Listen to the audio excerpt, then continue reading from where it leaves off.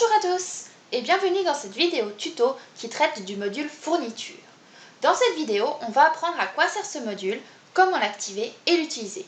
Vous êtes prêts? C'est parti!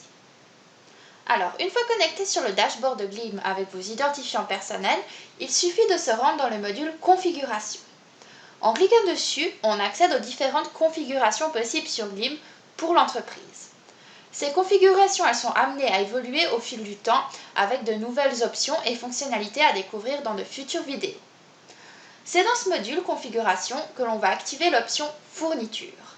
Donc pour cela, on va cocher l'option activer la saisie des fournitures, puis cliquer sur enregistrer. Là, on voit bien que l'option a été activée puisque sur le menu de gauche, on voit le module fourniture apparaître. Rendons-nous maintenant dans le module fourniture. Ce module, il va se présenter de la même manière que le module titre et détail, team ou encore supplément, à savoir qu'on voit afficher les différentes fournitures. Qu'est-ce qu'une fourniture et à quoi ça va servir cette option? Donc pour cela, je vais juste prendre un exemple avec monsieur Steve Dupont qui se rend sur un chantier et doit alors remplacer un câble électrique chez un de ses clients. Donc ce câble électrique, qui est le modèle rouge, est pris sur le stock interne de l'entreprise et sera ensuite facturé au client. C'est justement avec ce module fourniture qu'on va pouvoir mettre en évidence les fournitures qui sont utilisées pour la bonne tenue de la comptabilité, du stock et l'imputation client. Maintenant qu'on sait à quoi sert ce module, comment est-ce qu'on va créer de nouvelles fournitures? Tout simplement en cliquant sur le petit plus en haut à droite. En cliquant dessus, on va ensuite avoir une fenêtre qui va s'afficher et là, on va pouvoir saisir toutes les informations sur notre fourniture, à savoir son nom, son code interne et l'unité, en pièces, en mètres ou autre. Puis, une fois qu'on l'a fait, cliquez sur enregistrer.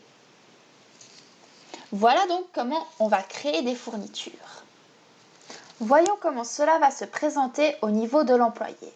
Donc l'employé va saisir ses heures comme d'habitude en choisissant le titre, les détails et autres informations qui ont été définies pour sa saisie des heures.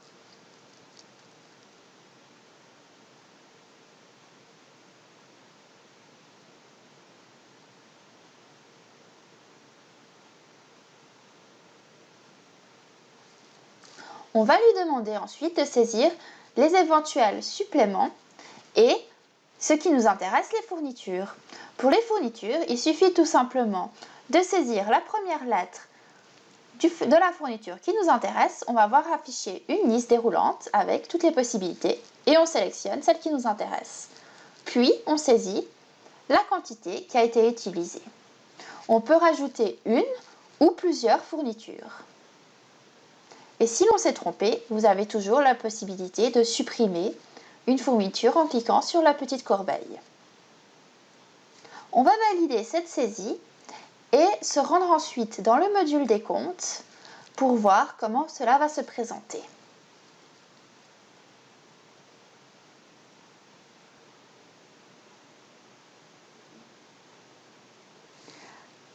Donc dans ce menu des comptes, on va voir afficher toutes les saisies horaires qui ont été effectuées avec, tout en haut de la liste, la saisie la plus récente, à savoir celle qu'on vient de faire.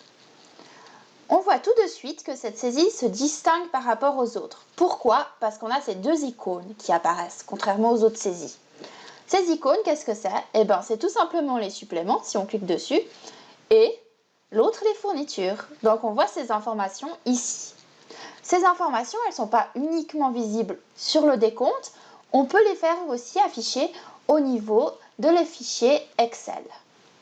Donc pour cela, on va faire un export à Excel et voir comment cela va se présenter.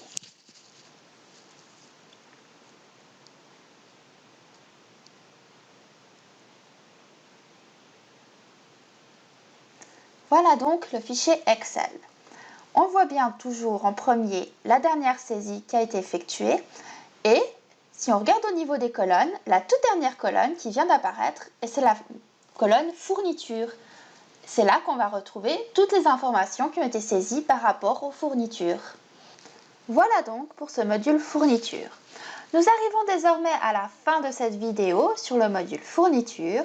N'hésitez pas à nous suivre sur notre chaîne YouTube pour ne manquer aucune de nos actualités. Et si vous avez des questions ou des remarques, vous pouvez nous contacter, on vous répondra. On se dit à bientôt dans une nouvelle vidéo. Au revoir!